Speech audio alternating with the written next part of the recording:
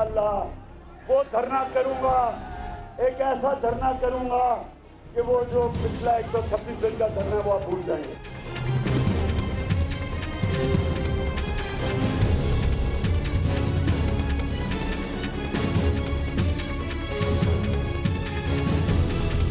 मेरा दिल पूछे ना तो मैं इलेक्शन आज लड़ने को तैयार हूं, मगर एक पार्टी है। अस्सलाम वालेकुम नाजरीन, आप देख रहे हैं आवाज और मैं हूं शहजाद इकबाल। NA 122 का फैसला इमरान खान साहब के हक में आ चुका है और आज इलेक्शन कमीशन ऑफ पाकिस्तान ने अयाज सादिक साहब को डी-सीट भी कर दिया है। मुमकिन है कि कल वो कोर्ट में जाएंगे, सुप्रीम कोर्ट में, और कोशिश करेंगे कि इस फैसले के खिलाफ स्टे ऑर्डर ले सकें, यानी इस फैसले को आर्जी तौर पे सस्पेंड करवा सकें। हमने ये कहा था कि ये पाकिस्तान तहरीक इंसाफ के लिए एक कमबैक हो सकता है। पाकिस्तान तहरीक इंसाफ इसको अपने पॉलिटिकल एम्बिशंस को अचीव करने के लिए इस्तेमाल कर सकती है और इसीलिए उसी दिन जिस दिन ये फैसला आया था, इमरान खान साहब ने जो है धरने की धमकी दे डाली है कि इलेक्शन कमीशन के मेंबरान मुस्ताफी हो वरना हम धरना देंगे, और ऐसा धरना देंगे कि 126 दिन वाला धरने को आप भूल जाएंगे। साथ साथ उन्होंने यह भी मुतालबा किया है कि नादरा के चेयरमैन को भी मुस्ताफी हो जाना चाहिए। उसकी एक अहम वजह यह है कि जो रिपोर्ट है NA 122 की, उसमें जो चेयरमैन साहब है, नादरा के चेयरमैन, उनके हवाले से भी कुछ कहा गया है। उसमें एक तो ये बात कही गई है कि जो रिकॉर्ड बेस्ड रिपोर्ट थी उससे तजावुज करके उन्होंने अपने ख्यालात का इजहार किया है रिपोर्ट में, जो कि उनको नहीं करना चाहिए था। साथ साथ में एक जगह यह भी उस रिपोर्ट में लिखा है कि नादरा के चेयरमैन साहब ने जो क्यास किया है वो किस बुनियाद पर है, क्योंकि वो इलेक्शन के दिन मौजूद नहीं थे। तो ये भी जो है तहरीक इंसाफ इसको इस्तेमाल कर रही है और नादरा के चेयरमैन का इस्तीफा मांग रही है। कुछ फैक्ट्स एंड फिगर्स मैं आपको बताना चाहूंगा जो कि इस रिपोर्ट में लिखे गए हैं, क्योंकि इस रिपोर्ट में यह नहीं कहा गया है कि अयाज सादिक साहब ने धांधली की है। इस रिपोर्ट में यह कहा गया है कि बेज़ाब्तगियां हुई हैं और क्योंकि यहां पे विनिंग मार्जिन बहुत कम था अयाज सादिक और इमरान खान की सीट पे, लिहाजा इस इलेक्शन को री इलेक्शन की तरफ लेके जाना जरूरी है। इस में ये कहा गया है इस रिपोर्ट में कि 6302 ऐसे बैलेट थे, ऐसे काउंटर फॉइल्स थे जिसमें जो CNIC है वो या तो नंबर मिसिंग थे या वो रीडेबल नहीं थे। साथ साथ में ये भी कहा गया है कि जो रिजेक्टेड वोट्स थे उनका भी पता नहीं लग रहा है। ऐसे 411 वोट्स थे जिनका कोई रिकॉर्ड नहीं मिल रहा, उनको रिजेक्टेड वोट्स डिक्लेयर किया गया था। इस रिपोर्ट में यह भी कहा गया है कि 1380 बैलेट पेपर ऐसे हैं जिनका कोई ओरिजिन नहीं है, जिनके काउंटर फॉइल नहीं मिले हैं, जो कि पोलिंग स्टाफ की तरफ से इशू ही नहीं किए गए थे। एक बात यह भी है कि 2108 ऐसे वोट्स हैं जो कि वोटर्स को दे दिए गए थे लेकिन उनको डब्बे में डाला नहीं गया। तो ये चंद नुकात हैं जो कि जिसकी बिना पर हम ये कह सकते हैं कि इस इलेक्शन को नल एंड वॉइड डिक्लेयर करके री इलेक्शन की तरफ भेजा गया है। इस पर भी बात करेंगे और साथ साथ MQM के इस्तीफे के हवाले से पॉजिटिव डेवलपमेंट यह है कि कुछ देर पहले मौलाना फजल रहमान साहब और फारूक सत्तार साहब जो प्रेस कॉन्फ्रेंस कर रहे थे उसमें उन्होंने कहा है कि आज वजीर आजम साहब ने तमाम जो तहफ्फुज़ात थे वो सुने भी और उनको हल करने की यकीन दहानी भी करवाई गई है। साथ साथ फारूक सत्तार साहब के वफ्द ने भी ये कहा है कि हम भी नजरसानी करेंगे अपने इस्तीफों पर। तो दोनों इशूज पर आज बात करेंगे। हमारे साथ डॉक्टर तारिक फजल चौधरी साहब मौजूद हैं, मेंबर नेशनल असेंबली हैं, पाकिस्तान मुस्लिम लीग नून से आपका ताल्लुक है। बहुत बहुत शुक्रिया डॉक्टर साहब तशरीफ लाने के लिए। हमारे साथ इजाज चौधरी साहब होंगे, पाकिस्तान तहरीक इंसाफ के सीनियर रहनुमा, जो लाहौर से हमें ज्वाइन करेंगे, और इसके अलावा कराची से हमें ज्वाइन करेंगे MQM के member national assembly Asif Hasnain साहब। डॉक्टर तारिक साहब, ये रिजल्ट जो है फेवर में चला गया पाकिस्तान तहरीक इंसाफ के। वो कह रहे हैं कि 4 हलकों का हमने कहा था, उनमें से 2 हलकों की जो ट्रिब्यूनल की फाइंडिंग्स हैं वो हमारे हक में जाती है। पहले ही खोल देते 4 हलके तो शायद इस धरने की भी नौबत ना आती। बिस्मिल्लाहिर्रहमानिर्रहीम। देखिए शहजाद, सबसे पहली बात तो ये है कि पाकिस्तान तहरीक इंसाफ ने हमेशा एक बात की। मैं ज़रा आपके सवाल को दूसरी तरफ से उसका जवाब दे रहा हूँ, यार इनडायरेक्ट। आज तो दूसरी तरफ से आप इनडायरेक्ट के उन्होंने ये कहा जी कि हम तो हर वक्त तैयार हैं जी, हम हर हल्का खोल सकते हैं, अगर कोई आप हमें KPK में कहेंगे तो हम सारे हल्के खोलने के लिए तैयार हैं। ये सारे बयानात आप सुनते रहे हैं। पहली बात तो ये कि तहरीक इंसाफ, इमरान खान साहब, KPK की गवर्नमेंट को किसी को ये इख्तियार हासिल नहीं है कि वो किसी काउंसलर का हल्का भी खोल सके। इसलिए सारे जो बयानात हैं ये सारे मीडिया की जीनत होते हैं। वज़ीर आज़म को ये इख्तियार हासिल नहीं है वो कोई हल्का खोल सके, नंबर 1। नंबर 2, KPK में इनके 2 MNAs इलेक्शन ट्रिब्यूनल्स ने नाअहल करार दिए। इलेक्शन ट्रिब्यूनल्स ने मुख्तलिफ इल्ज़ामात थे, इसलिए ऐसा नहीं है कि वो इलेक्शन जो है वो बहुत साफ सुथरे थे या उनके ऊपर एलिगेशंस नहीं थे। अब आ जाए आप इन एलिगेशंस पे जिस तरफ ये आ रहे हैं कि जी 4 हल्के और 4 हल्कों में हम अगर जीत गए तो जनाब पासा पलट जाएगा और ये हो जाएगा और वो हो जाएगा। मेरी आज एजाज साहब के साथ हम एक प्रोग्राम में भी थे, मैंने इनसे एक सवाल किया और यह आपको और नाजरीन के लिए ये बड़ी क्लैरिटी की बात है। मैंने कहा जी कि ये कैसे मुमकिन है कि इलेक्शन ट्रिब्यूनल जो फैसला दिया उसमें उन्होंने, जैसे कि आपने खुद भी कहा, कि 93,000 वोटों को उन्होंने मशकूक करार दिया। हमारा उस पर अपना एक पॉइंट ऑफ व्यू है, वो मैं बाद में दूंगा। अगर ये जायज़ भी मान लिया जाए, कि 93,000 वोटों की कंट्रोवर्सी थी, तो वो उसके नीचे 2 सूबाई हल्के भी हैं। अयाज सादिक साहब का कौमी असम्बली की हल्के 147 2 सूबाई हल्के भी हैं। अब 93,000 वोट एक सूबाई हल्के में तो नहीं डले ना, दोनों में डले होंगे, कंट्रोवर्शियल वोट दोनों हल्कों में होंगे। लेकिन एक सूबाई असम्बली के इलेक्शन को कलअदम करार दे दिया गया, दूसरे को बरकरार रखा गया। वो चैलेंज किया था आपने। जब मैंने ये सवाल उठाया, अब मैं आपकी बात तरफ आता हूं, जब मैंने ये सवाल उठाया तो एजाज साहब ने फरमाया कि जनाब चूंकि वो चैलेंज नहीं हुआ था। तो मतलब ट्रिब्यूनल में तो आपने जाना है ना, आपके पास मुद्दत होती है ट्रिब्यूनल में अपील करने की। मैंने कहा जी मैं आपके आर्गुमेंट को मानता हूं। अब आप आ जाएं कि आपने कौमी असम्बली में कितने हल्कों को चैलेंज किया है। कौमी असम्बली में 272 सीटों पे इलेक्शन होता है, बाकी रिजर्व सीट्स होती हैं।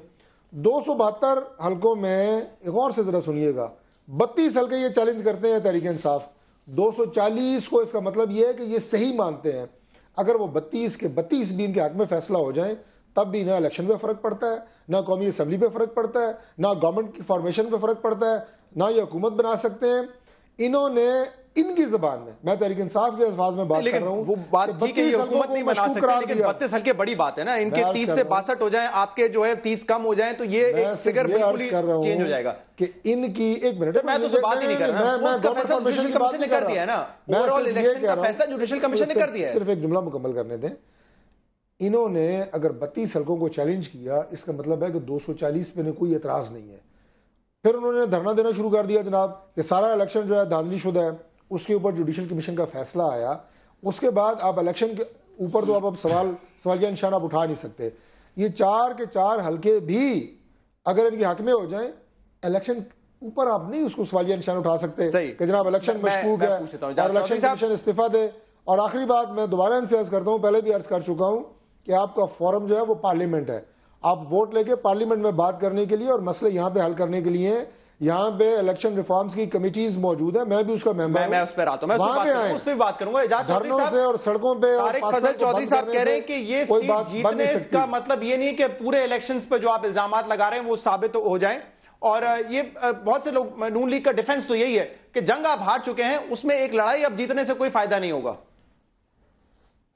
जी शुक्रिया शहजाद। आप पहली बात तो ये कि मुझे ये बताइए कि 15 मई को जब वज़ीर आज़म साहब होने वाले मियां नवाज शरीफ साहब चेयरमैन की इयादत के लिए हॉस्पिटल गए, तो हमने ये कहा कि सारा दिन 11 मई को हमें इतलात आती रही कि इलेक्शन फ्री एंड फेयर नहीं है और पुलिस और आरओज़ और अमला जो है वो ख़राबी करता रहा है।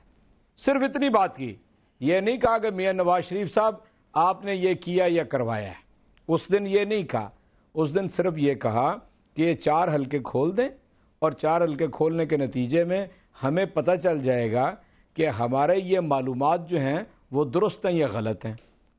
ये फरमाते हैं कि जी हल्के खोलना वज़ीर आज़म का काम नहीं है, ये जुडिशल कमीशन बना ना, फिर सारी तहकीकात हुई ना, तो इसका मतलब है कि पहले ही अगर इनको ये अंदाज़ा हो जाता कि वज़ीर आज़म ये काम कर सकते हैं, ये ऑर्डिनेंस सदर से दिलवा सकते हैं, ये इससे पहले भी हो चुका है। 1977 के अंदर एक सदारती ऑर्डिनेंस के नतीजे में सिर्फ एक हल्का फैसलाबाद जिले का टोबा टेक वाली साइड का उसका भी रास्ता था, उसका भी रास्ता मौजूद था। थोड़ा सा आगे बात करते हैं, ये तो पुरानी बात हो गई। मुझे ये बताएं कि ये जो 122 का रिजल्ट आया है, सुन ले सवाल सुन सर, 122 का जो रिजल्ट आया साहब, इसमें ये कहा गया है कि रिगिंग नहीं साबित हुई, ये बेज़ाब्तगियां हैं। तो आप क्या समझते हैं ये जो फैसला दिया है? एक बात मेरी पहले सुन ले, पहले एक बात सुन ले, मैं रिगिंग पे भी आता हूं। देखिए इस वक्त सूरत हाल ये है कि पीएमएलएन के पास भी ये चारों शाने चेत हैं इस बात के ऊपर कि 2013 का इलेक्शन जो है वो मशकूक है।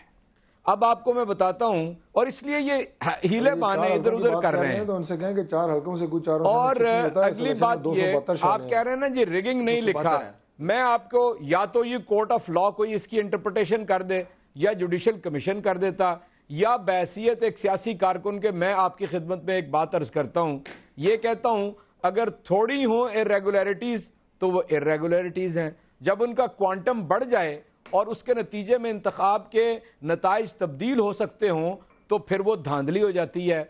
और फिर अगर एक ही पैटर्न का ये काम मुख्तलिफ हलकों में हो तो वो मुनज़्ज़म धांधली हो जाती है। इसलिए मुझे तो कोई इब्हाम नहीं है इस बात के अंदर कि ये अगर जुडिशल कमीशन जो बना था ये अदालती कार्रवाई से आगे बढ़ के जो उसके मैंडेट में दिया गया था कि वो इन्वेस्टिगेशन एजेंसीज के जरिए कुछ प्रोब कर लेते, किसी वो जो 200 लोग उर्दू बाजार से लिए गए उनमें से कुछ को प्रोब करते। ठीक है, चलें उसमें भी बात हो चुकी है। मैं आपका पॉइंट समझ गया, जाज साहब मैं आपका पॉइंट समझ गया, लेकिन मुझे ये बताएं डॉक्टर तारिक फजल चौधरी साहब, ये आप लोगों ने कहा कि हम इस फैसले को तस्लीम करते हैं लेकिन इस फैसले को चैलेंज भी करेंगे। परवेज रशीद साहब जो कि हुकूमत के स्पोक्स पर्सन है, उन्होंने कहा मुतासाबाना फैसला है ये, हमारे साथ जो है तासुब हुआ है इस फैसले में।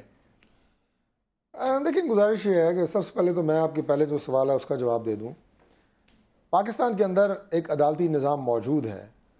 अगर मेरा मुकदमा सिविल जज के पास है और वो फैसला जो है उस पर मैं राज़ी नहीं हूँ या मैं समझता हूँ कि इस फैसले में मज़ीद बेहतरी आ सकती है या अगर मेरे हक़ में अगर मेरे ख़िलाफ़ हुआ है तो मेरे पास ये आइनी और कानूनी इख्तियार है, मुझे हासिल है कि मैं सेशन जज के पास जाऊँ। अगर वहाँ से मेरे हक़ में नहीं होता तो मुझे इख्तियार है कि मैं हाई कोर्ट जाऊँ, और अगर वहाँ से भी नहीं होता तो मेरा इख्तियार है कि मैं सुप्रीम कोर्ट जाऊँ। ये चारों के चारों अदालतें आपके पास, पाकिस्तान के हर शहरी के पास ये हक है कि वो इनमें जा सकता है।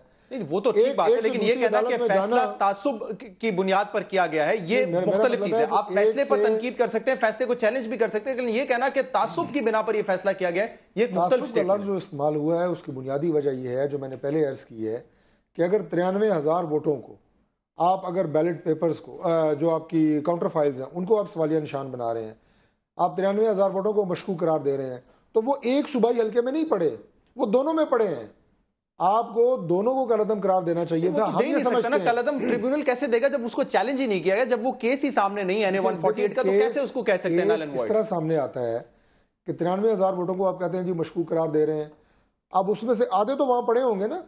अगर आधे वहां पे पड़े हैं और आप उसके बाद ये कह रहे हैं कि एक को आप फारिग कर दें, दूसरे को आप ना करें, और फिर दूसरी एक और बात है, आप लोग हमेशा कहते हैं हम एहतराम करते हैं फैसलों का एहतराम करते हैं, लेकिन ये फिर कहना कि तासुब की बुनियाद पर ये फैसला दिया गया है। साहब को यकीनन ये इख्तियार हासिल है और ये हक हासिल है शहजाद, वो सुप्रीम कोर्ट में जाएं, अपना मुकदमा पेश करें, दूध का दूध पानी का पानी हो जाएगा।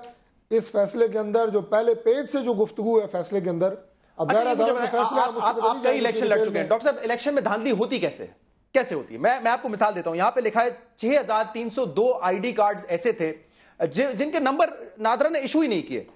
तो अगर इसको हम इर्रेगुलरिटी कहेंगे तो ये तो मेरे ख्याल से धांधली जो है वो बेजाब्तगियों के जरिए ही होती है ना। मतलब आईडी कार्ड है ही नहीं और उस आईडी कार्ड का वोट पड़ा हुआ है, ये इसी तरह होती है ना धांधली। फिर नहीं, देखिए मैं ये गुजारिश करूंगा जी कि शहजाद मैंने भी बात करनी है जी, इंतखाबी बेजाब्तगियां हैं, इलेक्शन कमीशन के अमले की बेजाब्तगियां हैं, तो हम ये अपील करते हैं कि इस ट्रिब्यूनल ने उन बेजाब्तगियों को फिक्स करना चाहिए था, उन नामों को फिक्स करना चाहिए था और उन्हें उसके मुताबिक उनके खिलाफ महकमाना कार्रवाई या जो भी सजा है वो देनी चाहिए थी।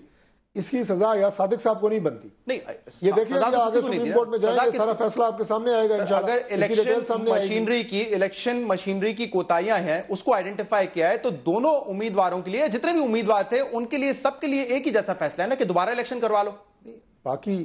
बाकी जो हल्के हैं जिनमें पाकिस्तान तहरीक इंसाफ के उम्मीदवार कामयाब हुए हैं, क्या वहां पे ये सारी इंतखाबी बेज़ाब्तियां नहीं हुई? चैलेंज कर लेते आप। ये छोटी मोटी हर जगह, मैं तो यही बात कह रहा हूं कि 272 में अगर 32 इन्होंने चैलेंज किए हैं तो 240 को तो ये वैलिड मान चुके हैं। अच्छा जी, फिर इलेक्शन में मुनज़्ज़म धांधली कहां से हुई है? मुझे इस बात का जवाब दे दें। चलिए इसी पॉइंट के ऊपर आ जाए जी शहजाद। पहली बात तो के अलावा PMLN को ये समझ नहीं आ रही कि ये असल में जब इलेक्शन कमीशन का केस फाइट करने की कोशिश करते हैं ना तो ये खुद फंस जाते हैं और फिर लोगों को ये लगता है कि ये चूंकि उस सिस्टम के बेनिफिशरी हैं, वो जितनी इर्रेगुलरिटीज़ हुई हैं और वो उसके क्वांटम बढ़ गया है और वो धांधली बन गई है, उसके बेनिफिशरी ये हैं, तो फिर लोग इनको और इलेक्शन कमीशन को इकट्ठा समझते हैं। पहले तो ये अपने आप को उससे अलग करें। जिस तरह अभी तारिक फजल चौधरी साहब ने कहा कि जो गलती हुई है उसकी सजा किसी मेंबर को नहीं मिलनी चाहिए थी, उन लोगों को मिलनी चाहिए थी जिन्होंने बेज़ाब्तियां की।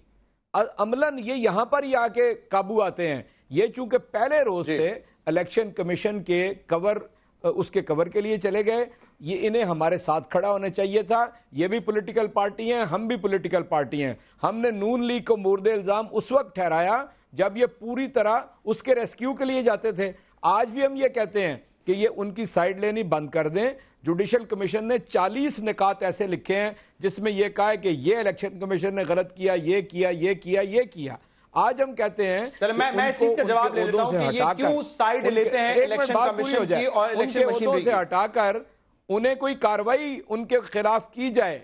जब तक ये आप कार्रवाई नहीं करेंगे तक कैसे ये पता चलेगा कि जिन लोगों ने गलतियां की उनको उसकी सजा भी मिलेगी, वरना तो ये निजाम इसी तरह चलता रहेगा। फिर इलेक्शन कमीशन की अगर कोताहियां हैं और आप कह रहे हैं कि सजा या सादिक साहब को नहीं मिलनी चाहिए, जो सजावार है उसको तो सजा मिलनी चाहिए ना। जैसे इमरान खान साहब कह रहे हैं मुस्ताफी हो जाए, तो उस पर आप क्यों नहीं एक आवाज होते? फिर गुजारिश है जी कि हमारी आवाज़ बिल्कुल इस पे एक है। हम ना इलेक्शन कमीशन के तर्जुमान हैं, ना हम इलेक्शन कमीशन के अंदर अगर कोई इस इलेक्शन में या किसी और इलेक्शन में उनसे कोई गलतियाँ हुई हैं, कोई खामियाँ हुई हैं, ना हम उनकी तरफदारी कर रहे हैं, ना हम उनका दिफा कर रहे हैं। हम सिर्फ तहरीक इंसाफ को ये बात समझाने की कोशिश कर रहे हैं कि आपने 272 हलकों में से 240 हलकों को चैलेंज नहीं किया। एक बात सुन ले, मैं आगे इस बात को कैसे बढ़ा 3 दफा आप बात कर चुके हैं ना। मैं सवाल ये कर रहा हूं अयाज सादिक साहब का और आपकी जमात का गुस्सा होना चाहिए। मेरा सवाल है, उससे आगे बढ़ गए ना। मेरा सवाल ये कि अयाज सादिक साहब और आपका गुस्सा इस वक्त होना चाहिए इलेक्शन अमले पे। अब बात हो रही है आगे की। अब बात आगे इसलिए हो रही है कि फैसला हो गया, हमने इसको तस्लीम किया। अब उसके बाद हमारा हक है सुप्रीम कोर्ट जाने का, हम जा रहे हैं। सुप्रीम कोर्ट जो फैसला करेगी हम उसे भी तस्लीम कर लेंगे। इन्हें हम ये समझा रहे हैं कि जो ट्रैक आप ले रहे हैं वो इस मुल्क को, इस निज़ाम को बेहतरी की तरफ लेके जाने की बजाय इसमें मजीद पेचीदगी मुझे एक ब्रेक लेना है और पाकिस्तान के लिए नुकसानदेह होगा। मुझे एक ब्रेक लेना है। आप उस कमेटी का हिस्सा बने जो इलेक्शन रिफॉर्म्स कमेटी है। बात होगी एक ब्रेक की तरफ ले जाते हैं, वो रिफॉर्म्स कमेटी में होंगी। एक ब्रेक की तरफ जाएंगे, उस ब्रेक के बाद हम मजीद बात करेंगे। आसिफ हुसैन साहब भी हमारे साथ मौजूद हैं और बात होगी एमक्यूएम के इस्तीफे के हवाले से भी एक ब्रेक के बाद।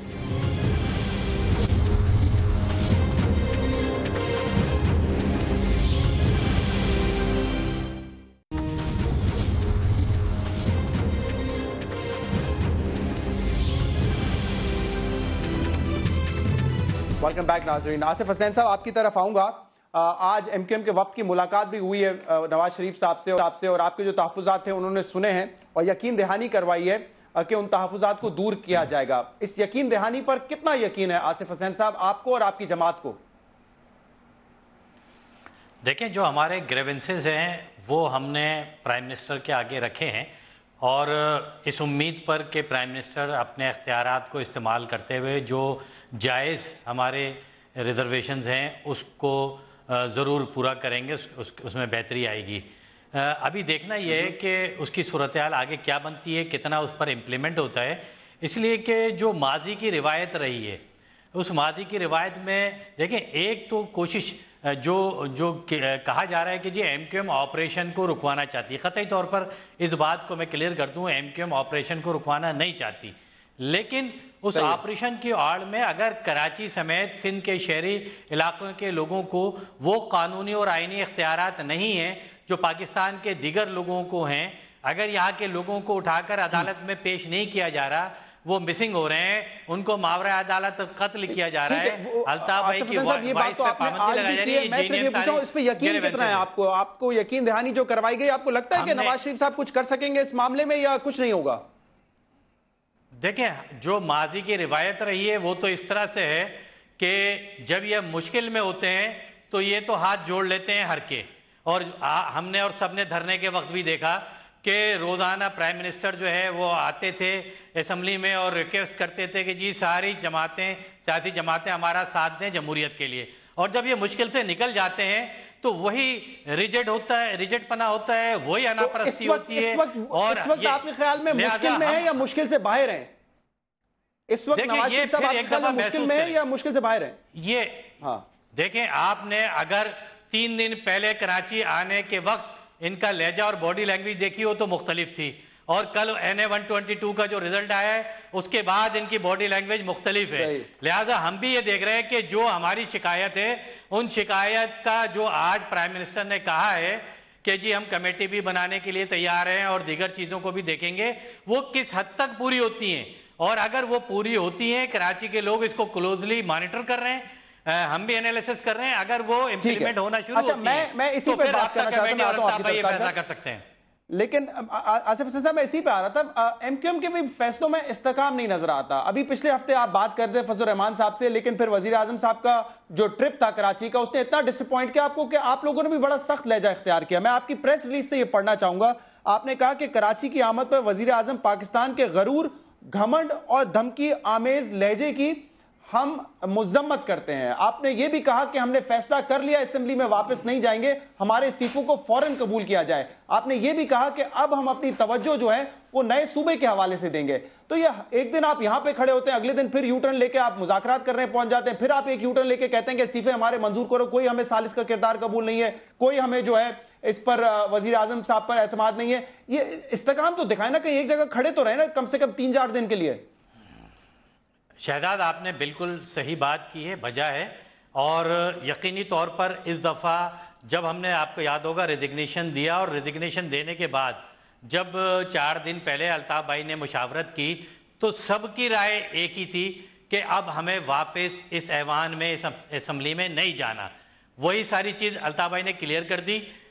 उसके बाद जो सालिसी के लिए मौलाना फजलुर रहमान साहब आए थे, इंतहाई मोतबर हैं, उन्होंने कहा कि जी मेरी प्राइम मिनिस्टर से बात हुई है, आप एक दफा उनके साथ बैठकर धमकी आमेज लबो लहजे की आपने मुजम्मत की है। वजीर आजम का कौन सा ऐसा जुमला था जो कि धमकी आमेज था कराची की विजिट पे? मैं ढूंढ रहा था आज, वो पारसी कम्युनिटी से मुलाकात की, एपेक्स कमेटी के इजलास में थे, वो कौन सा धमकी आमेज लहजा था जिसकी मुजम्मत की आपने?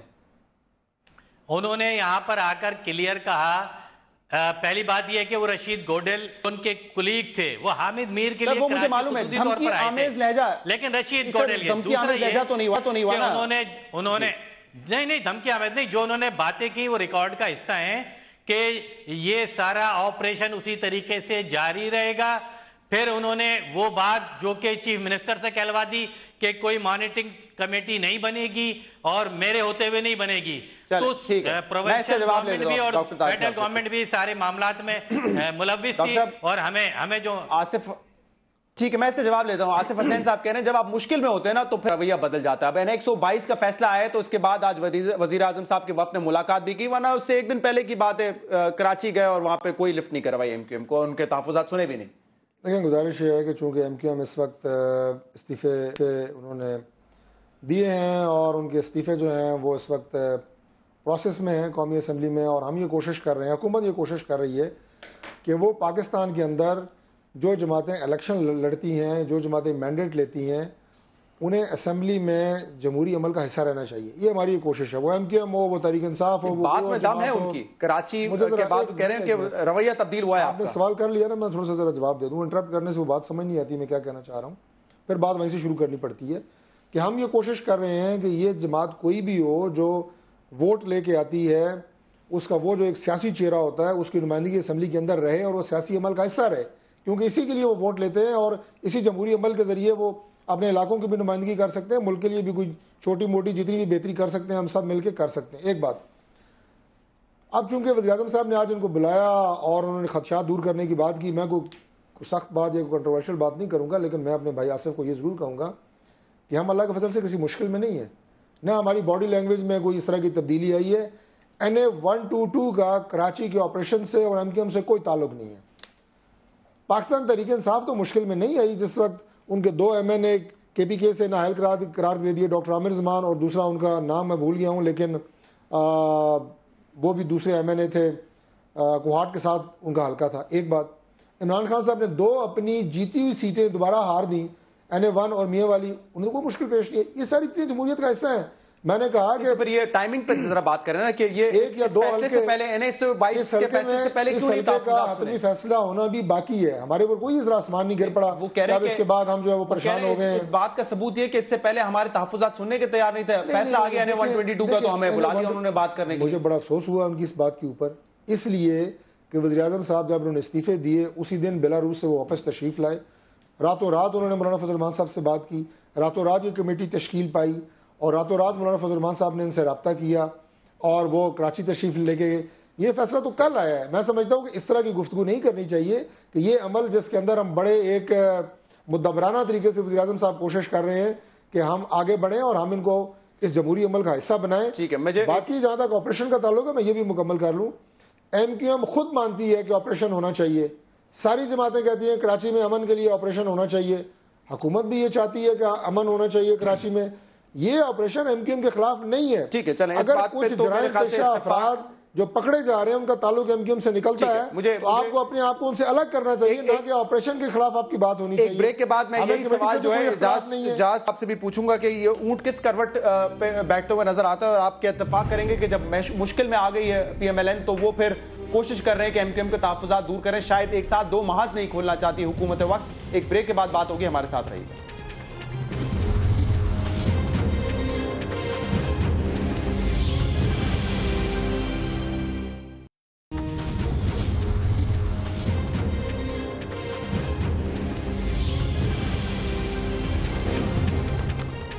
Welcome back.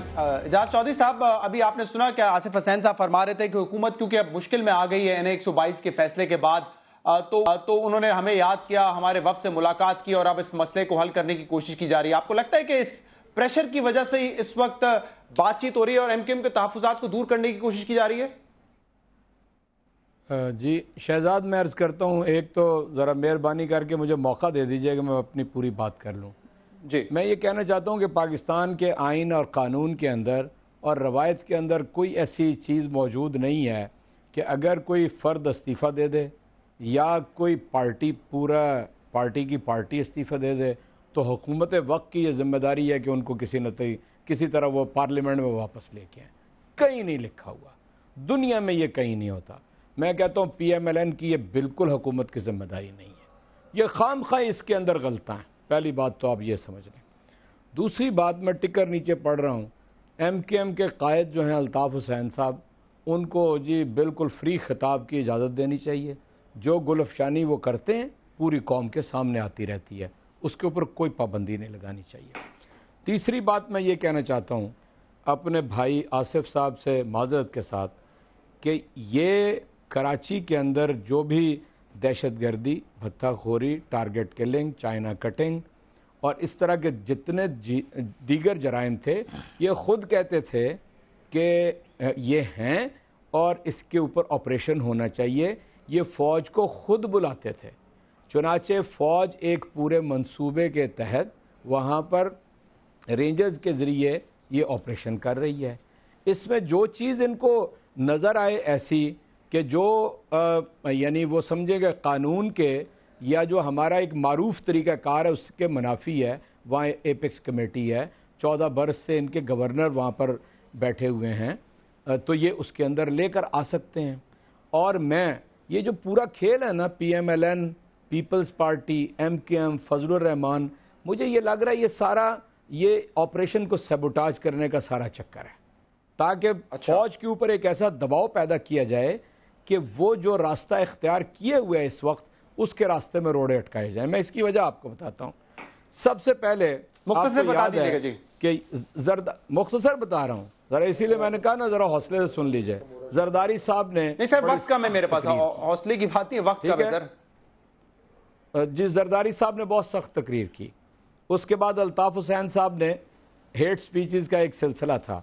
उसके बाद PMLN के वज़रा, पंजाब के वज़ीर आला समेत, उन्होंने फौज को मुर्दे इल्जाम ठहराना शुरू किया। चले ठीक है, मैं आपकी मिसालों से आपका समझ गया, मैं इसको लेके जाता हूं तारिक साहब की तरफ, लेकिन मुझे पहले आसिफ हसैन साहब ये बताएं। आसिफ हसैन साहब, अब आप क्या करेंगे? अब आप, क्योंकि वो कह रहे हैं कि अब बातचीत शुरू हो गई है वापस, आपने भी कहा है कि हम नजरसानी करेंगे अपने इस्तीफों पर, अब आप सूबे की तहरीक चलाएंगे या फोकस पार्लिमानी सियासत पर करेंगे? शहजाद, एक बात मैं बिल्कुल कहना चाहता हूं कि कराची का मसला सिर्फ टारगेट किलिंग नहीं है। कराची का मसला सर्कुलर रेलवे भी है, मास ट्रांजिट भी है, कराची में ट्रांसपोर्ट का, पानी का मसला भी है। अगर आप कराची के लोगों को 92 से लेकर 2015 तक सिर्फ मार मार कर ऑपरेशन कर ये समझ रहे हैं कि जी कराची में हम इस तरह मामला को हल कर लेंगे, तो 92, 96, 98 में भी ये मामला हल नहीं हो सके। और कुछ लोगों की ये ख्वाहिशात हमेशा रही है। मैं सिर्फ बताना चाह रहा हूं कि कराची में भी आपको इसी तरह, अगर एपेक्स कमेटी में आप ये इशू रखते हैं कि जी कराची में ऑपरेशन जारी रखा जाए, तो ये इशू भी रखने की जरूरत है कि कराची और सिंध के शहरी इलाकों के जो मसाइल हैं उसकी भी जिम्मेदारी फेडरल वो तो एक अलग बहस है ना, इस वक्त मेरे पास वक्त नहीं कि मैं उस बहस एजाज चौधरी साहब अब एक बात कर रहे मिनट रह गया है, मैं सिर्फ ये अर्ज कर रहा हूं चौधरी साहब एक बात कर रहे थे भाई, आप 15 बरस हुक्मरान रहे, कल आपने देखा, आप 15 बरस हुक्मरान रहे आसिफ भाई, 15 कम से कम। थोड़ा सा वो आखिर में बिल्कुल जिला हुकूमत के अंदर शुरू हो जाता है। सूबाई हुकूमत के अंदर आप मुझे ये बताइए, क्या एमपीएम जो है समझते हैं कि उस वक्त अगर जो आवाज में आप बजा रहे हो, अगर बात में ये जो है बजाय बात कर रहे हैं, पंजाब से ऑपरेट कर रही है, ये बैठकर टीवी पे आज तक नहीं कहते कि बातों को बर्दाश्त भी करें और चलने के लिए जो कर सकते हैं हम करें। हमारा फोरम पार्लियामेंट है, हमने वोट असम्बली के मुल्क और कौम की खिदमत के लिए लिए हैं। 5 साल के बाद मैं अगर हल्के में जाके मैं आखिरी जुमला कह रहा हूँ, लोगों को मैं कहूँ कि देखा मैंने कितनी अच्छी गालियां दी थी, मेरा कंटेनर देखा था कितना खूबसूरत था, मैंने कितने अच्छे इल्जाम लगाए थे, लोग आगे से जूतियां मारेंगे, लोग कहेंगे हमें काम करके दो। यही हाल पूरे मुल्क का है। लोगों ने धरनों के लिए, सड़कों पे जो है वो चले मेरा वक्त उठक बैठक करने के लिए, ढोल बजाने के लिए वोट नहीं दिए, काम करने के लिए वोट दिए, पाकिस्तान की तकदीर बदलने के लिए वोट दिए। पहाड़ जैसे हमारे मसाइल हैं, आप आने ढूंढ रहे हैं बस धरने करने के और बहुत शुक्रिया डॉक्टर चौधरी साहब, नहीं मामला चलते। बहुत बहुत शुक्रिया एजाज चौधरी साहब और बहुत बहुत शुक्रिया आसिफ हुसैन साहब प्रोग्राम में हमारे साथ शामिल होने के लिए। इस प्रोग्राम का फीडबैक आप हमें दे सकते हैं हमारे सोशल मीडिया पर। इजाजत दीजिए, अल्लाह हाफिज़।